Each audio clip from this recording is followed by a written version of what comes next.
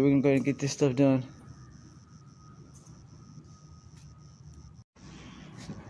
So I'm taking off this Egr valve real quick. So it's a 27mm nut back there. So I just real quick moved this out the way. Forgot what it's called. Held on by two 8mm bolts against this wall so I could fit this here. So we got that Egr valve off. Now, gonna be getting off this throttle body.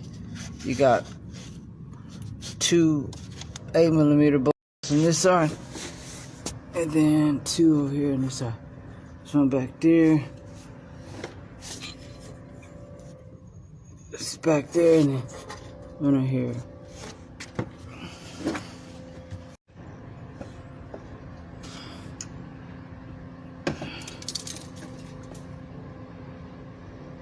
So now I'm just gonna set this out the way.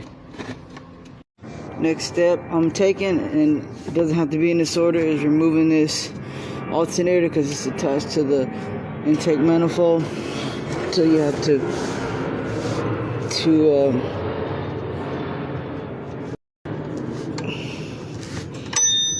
get this belt tensioner, loosen the tension. It's a half head on this one, and loosen the tension, take the belt off of the alternator pulley. So we got the alternator off here. See, you got these two lower bolts on there on the other side. You just gotta loosen them up enough, it'll slide right up.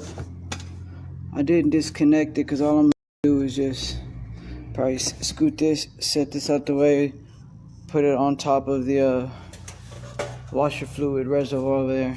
Keep going. So you got a bolt here, two bolts that go in the thermostat. You got bolts right there in between, all the way in the back. And that far back one's the hardest one. Then you also got some 8mm bolts in between here. Yep, two there, one there. Yeah, actually not the easiest job I've done. It's really difficult actually. So now I'm on the fun part.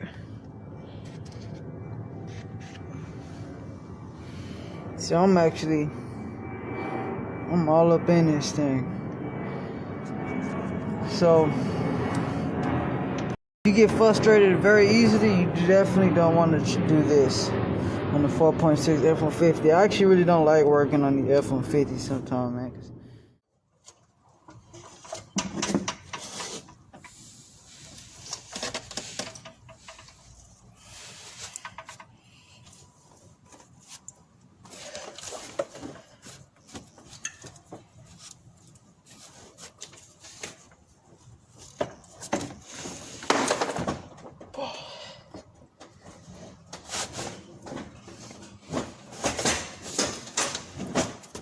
I was able to pull off the whole intake. The lower one came out too. We got a screwdriver in here. I actually dropped that earlier. That's for the knock sensors. It was actually leaking around this little water jacket seal, which is, this had fell off, as you can see. I just pulled it off with the boots, for the spark plug boots and stuff.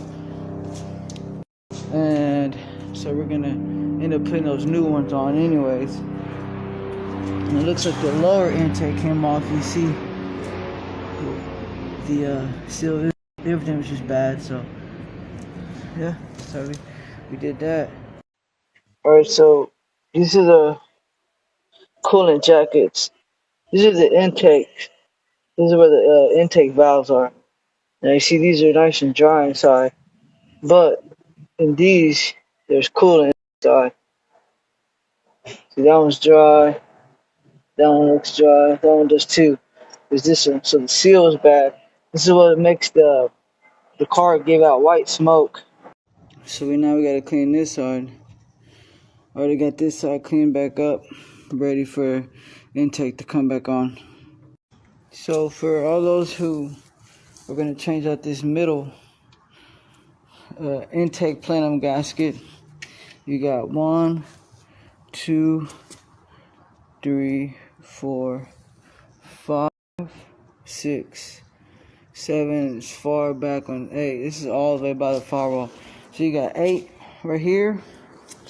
Then you got 1, 2, 3, 4, 5. 5 on the left side, 4 on the right side, and then your 2 same that stupid thing, thermostat bolts, and then that top piece will come off. Alright, so we got them back on.